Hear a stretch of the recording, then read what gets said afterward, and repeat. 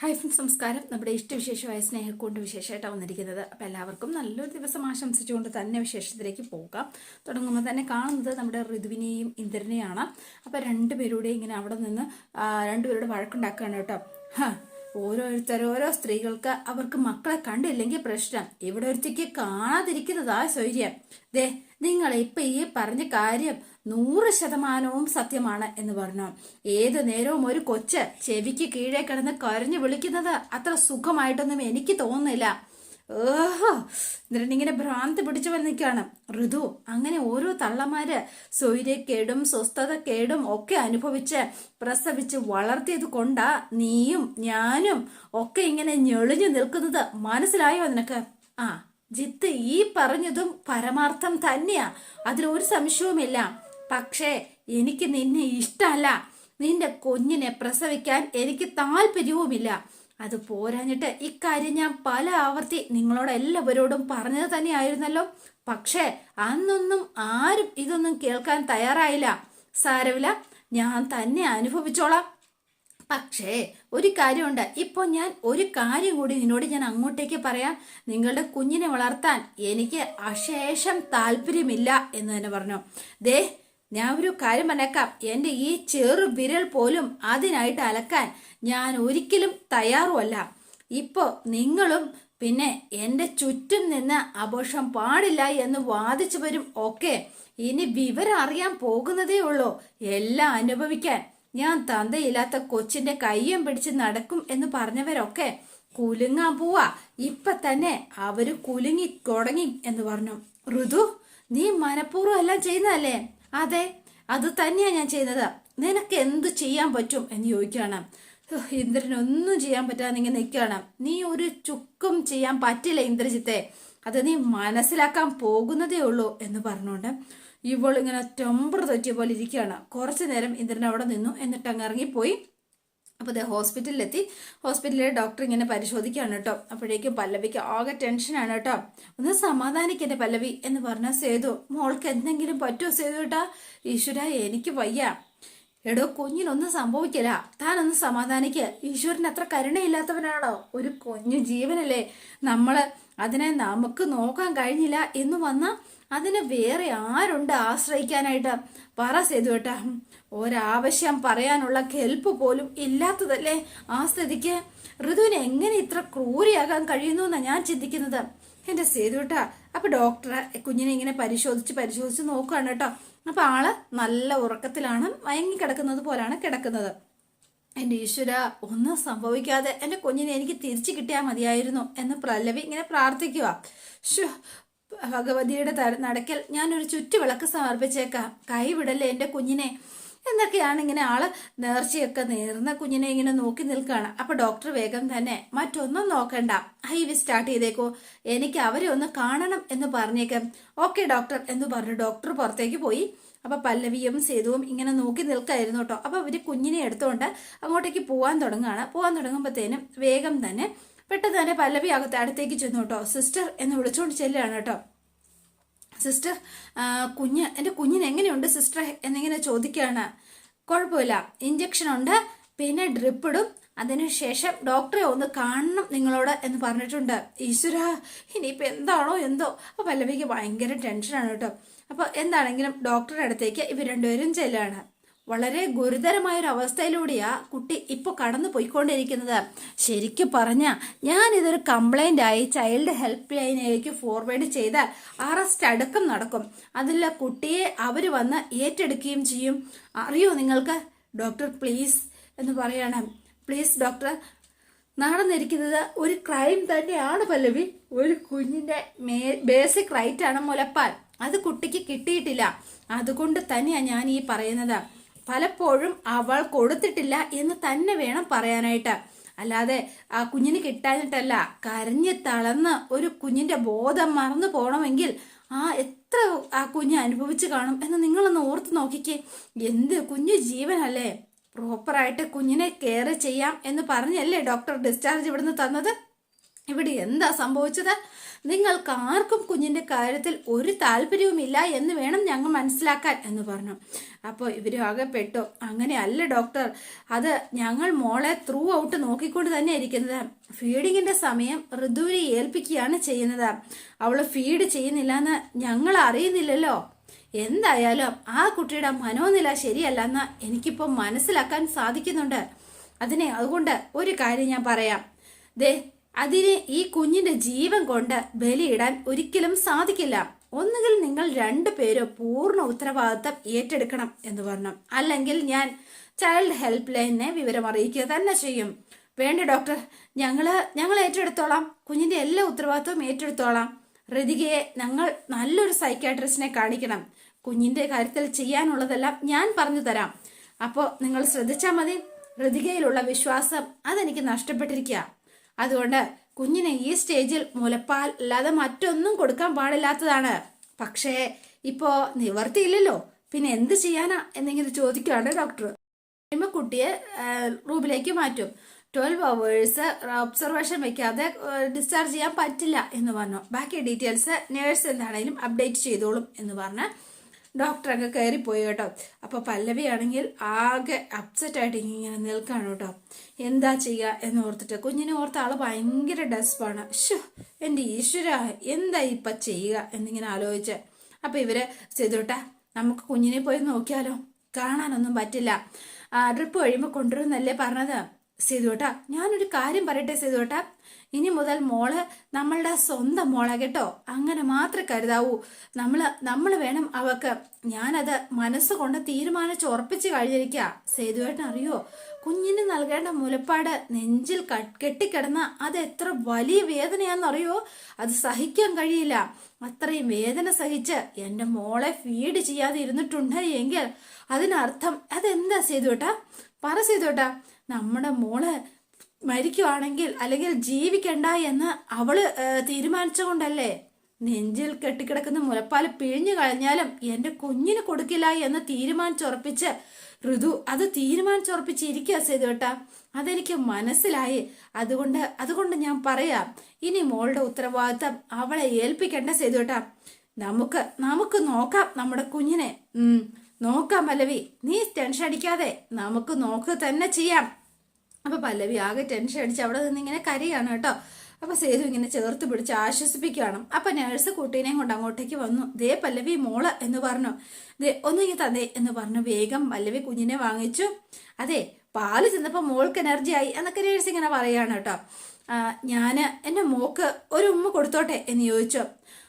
അമ്മ മക്കൾക്ക് ഉമ്മ കൊടുക്കാനായിട്ട് ആരോടും ഒരു അനുവാദം ചോദിക്കേണ്ട കാര്യമില്ല എന്ന് നേഴ്സ് പറഞ്ഞു കേട്ടോ. അപ്പൊ പല്ലവി നെഞ്ചോട് ചേർത്ത് പിടിച്ച് കുഞ്ഞിനെ ഒരു ഉമ്മയൊക്കെ കൊടുത്തിങ്ങനെ നിൽക്കുകയാണ് കേട്ടോ. അപ്പൊ സേതുവിനും സങ്കടമായി കേട്ടോ. ശരിക്കും എന്നാ ശരി കേട്ടോ, നേരത്തെ പോവാനായിട്ട് പെർമിഷൻ കിട്ടിയതാ. കുഞ്ഞിനെ കൊണ്ടുവന്നത് കൊണ്ട് ഞങ്ങൾ നിന്നു, ഡ്യൂട്ടി എക്സ്റ്റെൻഡ് ചെയ്തത് കൊണ്ട് മാത്രം. താങ്ക് യു എന്ന് സേതു അവരോട് പറഞ്ഞു കേട്ടോ. അപ്പൊ ശരി, നാളെ ഡിസ്ചാർജ് ചെയ്യുള്ളൂ. രാത്രി കുഞ്ഞിനെ ഫീഡ് ചെയ്യിക്കണം. ഒരു കാര്യം ചെയ്യാം, രാത്രി ഡ്യൂട്ടി നേഴ്സ് വരൂ കേട്ടോ. അപ്പോൾ ഫീഡ് ചെയ്യിച്ചാൽ മതി എന്ന് പറഞ്ഞ് ആ നേഴ്സ് അങ്ങോട്ടേക്ക് പോവുകയും ചെയ്തു. അപ്പൊ പല്ലവി നെഞ്ചോട് ചേർത്ത് പിടിച്ചിങ്ങനെ നിൽക്കുകയാണ്. പിന്നെ കാണുന്നത് പൊന്നുമടത്തിലാണ്. ബേബി ചേച്ചി രാവിലെ മിറ്റമൊക്കെ ഇങ്ങനെ അടിച്ചു വാരുകയാണ്. അപ്പോഴാണ് നമ്മുടെ രാജലക്ഷ്മി അമ്മ അങ്ങോട്ടേക്ക് വരുന്നത്. അപ്പൊ രാജലക്ഷ്മി വന്ന് ഇറങ്ങുമ്പോഴേ കാണുന്നത് ബേബീനെയാണ് കേട്ടോ. ഓ, അവലക്ഷണമാണല്ലോ കാണുന്നത്, ചൂലാണല്ലോ കണി എന്നിങ്ങനെ പറയാണ്. നിങ്ങൾക്ക് കുറച്ചുകൂടി നേരത്തെ മുറ്റം തൂത്തൂടായിരുന്നോ? ആരെങ്കിലും വരുമ്പോ ചൂലുമായിട്ട് നിൽക്കുന്നത് ലക്ഷണക്കേടല്ലേ? അപ്പൊ ബേബി ചേച്ചിയോട് തട്ടിക്കയറുകയാണ്. ഇന്നത്തെ ദിവസം മോശമായി, ഇവിടുത്തെ ജോലികളൊക്കെ ഞാൻ തന്നെ തനിച്ച് ചെയ്യണ്ടേ? എങ്ങനെയെങ്കിലും കുറച്ച് സമയം കിട്ടിയപ്പോ മുറ്റടിക്കാൻ വന്നതാ. കൃത്യസമയത്ത് രാജലക്ഷ്മിയമ്മ വരുമെന്ന് ആര് കണ്ടു? ഓ, പിന്നെ നിങ്ങൾ എന്നിവിടെ വന്നാലും അത് മോശം ദിവസം തന്നെ ആയിരിക്കുമല്ലോ, സംശയമൊന്നുമില്ല. അത്ര നല്ല ഇരിപ്പോശമാണല്ലോ മരുമോളുമായിട്ടുള്ളത് നിങ്ങൾക്ക് എന്നിങ്ങനെ പറഞ്ഞു. അപ്പോഴേക്കതേ പൂർണിമ അങ്ങോട്ടേക്ക് ഇറങ്ങി വരുവാണ്. ബേബി ചേച്ചിയും രാജലക്ഷ്മിയും കൂടി കത്തിക്കേറിയപ്പം, പൂർണിമ ഇവിടെ ഉണ്ടായിരുന്നു അല്ലേ? പുറത്തെവിടെയെങ്കിലും പോയിരിക്കോ എന്ന് സംശയിച്ചാ ഞാൻ വന്നത്. എന്താ ഒന്നും വിളിക്കുക പോലും ചെയ്യാതെ വന്നതാ? വിളിക്കാനും പറയാനും ഒന്നും നേരം കിട്ടിയില്ല. കുഞ്ഞിനെ ഒന്ന് കാണാലോ എന്ന് വിചാരിച്ച് ഓടി വന്നതാ ഞാൻ എന്ന് പറഞ്ഞു കേട്ടോ. അപ്പൊ പൂർണിമയുടെ മുഖം വാടി. എന്താ പൂർണിമേ, എന്തെങ്കിലും പ്രശ്നമുണ്ടോ എന്നിങ്ങനെ ചോദിക്കോ. കഷ്ടായി പോയല്ലോ രാജലക്ഷ്മി, കുഞ്ഞിവിടെ ഇല്ല. ഹോസ്പിറ്റലിൽ കൊണ്ടുപോയതാ ഇന്നലെ, ഇന്നേ ഡിസ്ചാർജ് ചെയ്യുള്ളൂ. അയ്യോ, അതെന്താ? എനിക്കാണെങ്കിൽ കുറച്ച് തിരക്കും ഉണ്ടായിരുന്നു. എന്തായാലും രാജലക്ഷ്മി കയറി വാ, അവരെ ഒന്ന് വിളിച്ചു നോക്കട്ടെ എപ്പോഴാ വരുന്നതെന്ന്. അല്ല, കുഞ്ഞിന് എന്തു പറ്റിയതാ പൂർണിമേ? അത് പിന്നെ മാസം തികയാത്തതല്ലേ രാജലക്ഷ്മി, അതിൻ്റെതായ പ്രശ്നങ്ങളൊക്കെ ഉണ്ടാവൂലോ. ബാലാഷ്ടതകളൊക്കെ ഒന്ന് മാറി വരാനായിട്ട് ഇനി കുറെ കാലങ്ങളൊക്കെ വേടിക്കില്ലേ, കാത്തിരിക്കുക തന്നെ. ശരിയാ പൂർണിമ പറഞ്ഞത്, അതും ശരിയാ. മക്കള് ജനിക്കുന്നത് വരെ അതിനുള്ള കാത്തിരിപ്പ്, ജനിച്ചാലോ കണ്ണ് തെളിയുന്നത് വരെ കാത്തിരിക്കണം. കണ്ണ് തെളിഞ്ഞാ പിന്നെ നമ്മുടെ കണ്ണടയും വരെ ഓരോരോ കാത്തിരിപ്പുകളാ. പഠിത്തം, ജോലി, വിവാഹം, കൊച്ചുമക്കള്, അങ്ങനെ സത്യം പറഞ്ഞ മാതാപിതാക്കളുടെ ജീവിതം മുഴുവൻ ഓരോരോ കാത്തിരിപ്പും പ്രതീക്ഷകളും മാത്രമല്ലേ പൂർണിമേ? അപ്പൊ ബേബി ചേച്ചി കയറി വന്നിട്ട്, ദേ ആ പറഞ്ഞത് രാജലക്ഷ്മി അമ്മ ഈ പറഞ്ഞത് പോയിന്റാ കേട്ടോ, ഞാൻ പോയിന്റുകൾ മാത്രമേ പറയൂ എന്ന് പറഞ്ഞു. ബേബി നീ ചെന്ന് അല്ലെങ്കിൽ ബേബി ചേച്ചി കുടിക്കാൻ എന്തെങ്കിലും എടുക്കുക എന്ന് പറഞ്ഞു. അപ്പൊ കയറി ബേബി ചേച്ചി അകത്തേക്ക് പോയി. അപ്പൊ രാജലക്ഷ്മിയും കൂട്ടിക്കൊണ്ട് എല്ലാണ്. അപ്പൊ ഋതുവിന് ഭക്ഷണം കോരി കൊടുത്തോണ്ടിരിക്കുകയാണ് അച്ചു. കഴിക്ക എന്ന് പറഞ്ഞു. മതി അച്ചു എന്ന് പറയണം. എനിക്ക് വേണ്ട അച്ചു, മതി, എനിക്ക് വയറ് നിറഞ്ഞു. അത് പറ്റില്ല, ഇത് മുഴുവൻ നീ കഴിച്ചേ പറ്റുള്ളൂ. എനിക്ക് വേണ്ടാഞ്ഞിട്ട് അച്ചു. ദേ വിശപ്പില്ലെങ്കിലും നിർബന്ധമായിട്ട് നീ കഴിച്ചിരിക്കണം. സത്യം പറഞ്ഞാൽ ഈ സമയത്ത് പ്രസവരക്ഷ ചെയ്യേണ്ടതാ, അതിന് നീ സമ്മതിക്കാത്തത് കൊണ്ടാ ഒന്നും ചെയ്യാത്തത്. മര്യാദയ്ക്ക് കഴിക്ക എന്ന് പറഞ്ഞ് അച്ചു നിർബന്ധിച്ച് കഴിക്കുമ്പോ ഇവർ രണ്ടുപേരും കയറി വരികയാണ് കേട്ടോ. ആഹാ, ഋതു അല്ലേ ഇരിക്കുന്നത്? അപ്പൊ പൂർണിമ എന്നെ പറ്റിക്കുമായിരുന്നല്ലേ? കുഞ്ഞിവിടെ ഇല്ല, ഹോസ്പിറ്റലിൽ ഇന്നലെ കൊണ്ടുപോയി, എന്ന് ഡിസ്ചാർജ് ചെയ്യുള്ളൂ എന്നൊക്കെ എന്തൊക്കെയാ പറഞ്ഞത്. അപ്പം ഋതുവിനെ കണ്ടപ്പോ രാജലക്ഷ്മി വേഗം കുഞ്ഞിവിടെ ഉണ്ട് എന്ന് വിചാരിച്ചു. അത് ശരി, ഇത്തരം നമ്പരൊക്കെ പൂർണിമയുടെ കയ്യിലും ഉണ്ടായിരുന്നു അല്ലേ എന്നിങ്ങനെ ചോദിക്കാണ്. അപ്പൊ അച്ചുവും പൂർണിമയും ഒന്നും മിണ്ടാതെ ഇങ്ങനെ നിൽക്കുകയാണ് കേട്ടോ. അപ്പൊ വേഗം തന്നെ ഋതുവിന്റെ അടുത്തേക്ക് ചെന്നിട്ട്, ഋതു കുഞ്ഞ് എന്തിയാ മോളെ എന്ന് ചോദിച്ചു. എനിക്കറിയില്ല എന്ന് വേഗം പറഞ്ഞു. അപ്പൊ ഋതു ഇങ്ങനെ മിണ്ടാതിരിക്കുക കേട്ടോ. ഇപ്പോഴും എന്നോട് പിണക്കാണോ? അത് കൊള്ളാം, ഞാൻ നിന്റെ കുഞ്ഞിനെ കാണാൻ ഓടി വന്നതല്ലേ ഋതു, അത് നീ മറന്നു പോകരുത്. മോളെ പറ മോളെ, കുഞ്ഞെവിടെ എന്നിങ്ങനെ ചോദിച്ചു. എനിക്കറിയില്ല. അപ്പൊ രാജലക്ഷ്മി ഇതെന്ത് ഇവള് ഇങ്ങനെ സംസാരിക്കുന്നത് എന്നിങ്ങനെ ഓർത്ത് ഇങ്ങനെ ഇവരുടെ മുഖത്തേക്ക് നോക്കുകയാണ് നമ്മുടെ പൂർണിമയുടെയും അച്ചുവിന്റെയും. ഋതു, നീ ഞാൻ ചോദിച്ചത് മനസ്സിലായില്ലേ? മോളെ നിന്റെ കുഞ്ഞെവിടെ എന്നാ ചോദിച്ചത്. എന്റെ പേരക്കുട്ടി എവിടെ എന്ന് ചോദിച്ചു. അത് തന്നെയാ ഞാൻ പറഞ്ഞത്, എനിക്കറിയില്ല എന്ന്. അപ്പം അല്ല, ഇതെന്താ സംഭവം? ഇതെന്താ പൂർണിമ ഇങ്ങനെ പറയുന്നത്? എന്താ കുഞ്ഞെവിടെ എന്ന് ചോദിച്ചു. അപ്പോഴേക്കും ഇന്ദ്രന് കുഞ്ഞിന്റെ കാര്യം ഞാൻ പറഞ്ഞത് സത്യം തന്നെയാ, കുഞ്ഞ് ഇന്നലെ ഹോസ്പിറ്റലിൽ കൊണ്ടുപോയി തന്നെയാ, ഇന്നേ ഡിസ്ചാർജ് ചെയ്യുള്ളൂ എന്ന് പറഞ്ഞു. അപ്പൊ ഋതു തന്നെ ഇവിടെ ഇരിക്കുന്നതെന്ന് മനസ്സിലായില്ല. അപ്പൊ നോക്കുമ്പോ ഇന്ദ്രനോട് അങ്ങോട്ടേക്ക് ഇറങ്ങി വരികയാണ് കേട്ടോ. ഇവനെവിടെ ഉണ്ടോ എന്നിങ്ങനെ ചോദിക്കുകയാണ്. അപ്പൊ ആകെ കൺഫ്യൂഷനായി നേരെ. അതെ, ഇപ്പൊ കുഞ്ഞിന്റെ കൂടെ ആരാ? പെറ്റ തള്ള ഇവിടെ ഇരിപ്പുണ്ട്, തന്ത ഇവിടെ നിൽപ്പുണ്ട്, പിന്നെ ആരാ കുഞ്ഞിനെ കൊണ്ട് ഹോസ്പിറ്റലിൽ പോയത്? കുഞ്ഞ് തനിയെ പോകൂലല്ലോ. സേതുവേട്ടനും പല്ലവി ചേച്ചിയാ ഹോസ്പിറ്റലിൽ എന്നിങ്ങനെ അച്ചു ഇങ്ങനെ പറയാണ് കേട്ടോ. അതെന്തത് എന്നിങ്ങനെ ചോദിച്ചു. അപ്പൊ ഒന്നും മനസ്സിലായില്ല ശരിക്കും രാജലക്ഷ്മിക്ക്. ഇതെന്ത് തലതിരിവാ ഞാൻ കേൾക്കുന്നത്? ശരിക്കും പറഞ്ഞ എന്റെ കുഴപ്പമാണോ അതോ നിങ്ങളുടെ എല്ലാവരുടെയും കുഴപ്പം തന്നെയാണോ? ഇത് ആരുടെ കുഴപ്പമാ എന്നിങ്ങനെ ചോദിക്കാണ്. എന്താ പൂർണിമ ഇതിവിടെ സംഭവിക്കുന്നത്? പറ പൂർണിമേ, എന്തൊക്കെ ഇവിടെ പറ്റിയിരിക്കുന്നത് എന്ന് ചോദിച്ചു. ഒരു ചോര കുഞ്ഞല്ലേ ഹോസ്പിറ്റലില്, അതിന്റെ പെറ്റമ്മ ദേ ഇരിക്കുന്നു, അച്ഛൻ ദേ തന്ത ഇവിടെ നിപ്പുണ്ട്. എന്റെ സേതുവും പല്ലവിയാണോ കുഞ്ഞിനെ എടുത്തോണ്ട് പോകേണ്ടത്? ദേ ഇവളല്ലേ കൊണ്ടുപോകേണ്ടിയിരുന്നത് എന്നിങ്ങനെ ചോദിക്കാണ്. എന്താ പൂർണിമേ, കുഞ്ഞിനെ ആര് മുലപ്പാല് കൊടുക്കും എന്ന് ചോദിച്ചു. അതിനെങ്ങനെ മുൻപോട്ട് പോകാൻ പറ്റും? പൊടി കുഞ്ഞ്, അമ്മയുടെ ചൂട് പറ്റി കിടക്കേണ്ട സമയല്ലേ ഇത്? ഏതമ്മ എന്ന് ചോദിച്ചു ഇന്ദ്രൻ. അമ്മേ, ദേ ഈ ഇരിക്കുന്ന സാധനത്തിനെയാണ് അമ്മ എന്ന് വിശേഷിപ്പിച്ചത് എങ്കിൽ അത് വേണ്ട എന്ന് പറഞ്ഞു ഇന്ദ്രൻ. ഇത് മറ്റെന്തോ സാധനമാ ഇന്ദ്ര, സൂക്ഷിച്ച് സംസാരിച്ചോണം, പറഞ്ഞേക്കാം. ദേ നിങ്ങൾ രണ്ടുപേരും തമ്മിൽ പല വഴക്കും ശുണ്ടിയും ഒക്കെ ഉണ്ടെങ്കിൽ അത് മനസ്സിൽ വെച്ചാൽ മതി. ഋതു ഇപ്പോ നിന്റെ കുഞ്ഞിന്റെ അമ്മയാ. ആ ബഹുമാനം കൊടുത്തു വേണം നീ സംസാരിക്കാൻ. മനസ്സിലാവുന്നുണ്ടോ നിനക്ക് എന്ന് ചോദിച്ചു. എന്റെ അമ്മ വയറ്റിൽ വെച്ച് തന്നെ എന്റെ കുഞ്ഞിനെ കൊല്ലാൻ നോക്കിയതാ ഇവള്, ഇപ്പോഴും അതേ ആറ്റിറ്റ്യൂഡ് തന്നെയാ ഇവൾക്ക് എന്ന് പറഞ്ഞു. രാജലക്ഷ്മി ഒന്ന് ഞെട്ടിപ്പോയി കേട്ടോ ഇവളുടെ ആ ഒരു സ്വഭാവം കേട്ടിട്ട്. ദേ ഇവളെന്റെ കുഞ്ഞിനെ ഒന്ന് തിരിഞ്ഞു പോലും നോക്കാറില്ല. എന്തിന് അവളെ ഒന്ന് തൊടാറ് പോലും ഇല്ല. എന്തിനു കൂടുതൽ പറയണം, അതിന് മുലപ്പാല് പോലും നിഷേധിച്ചിരിക്കുക എന്ന് പറഞ്ഞു. ഇത് കേട്ട് രാജലക്ഷ്മിയുടെ കണ്ണാകെ തുറച്ചു വന്നു കേട്ടോ. വല്ലാത്തതായി പോയി, ഷോക്കായി പോയി രാജലക്ഷ്മിക്ക്. ഇതെന്താ ഇവിടെ നടക്കുന്നത് എന്ന് ഓർത്തിട്ട്. അപ്പൊ ഋതു, ഞാൻ കേട്ടതൊക്കെ സത്യമാണോ? ഋതു, നിന്നോടാ ചോദിക്കുന്നത്, നീ കുഞ്ഞിനെ നോക്കാറില്ലേ എന്ന് ചോദിച്ചോ. ഇല്ല എന്ന് പറഞ്ഞു ഇവള് ചാടി ഇങ്ങോട്ടേക്ക് എഴുന്നേറ്റു കേട്ടോ. ഇവളുടെ എഴുന്നേറ്റ് ഈ രാജലക്ഷ്മിയുടെ നേരിങ്ങനെ നിൽക്കാണ് ഋതു. ദേ, ഒരു കാര്യം ഞാൻ പറഞ്ഞേക്കാം, ഞാൻ ആദ്യമേ പറഞ്ഞിരുന്നതാ എനിക്കതിനെ വേണ്ട എന്ന്. കളയാൻ ആരും തന്നെ സമ്മതിച്ചില്ലല്ലോ. എന്നിട്ട് വളർത്ത് എന്ന് തന്നെയായിരുന്നു ഉപദേശം. എനിക്ക് സൗകര്യപ്പെടില്ല വളർത്താൻ. ആരാണെന്ന് വെച്ചാൽ വളർത്തിക്കോ, എനിക്ക് ഒരു കുഴപ്പമില്ല എന്ന് പറഞ്ഞു ഋതു. ദേ, എടുത്തോ, എനിക്ക് ഒരു പരാതിയില്ല.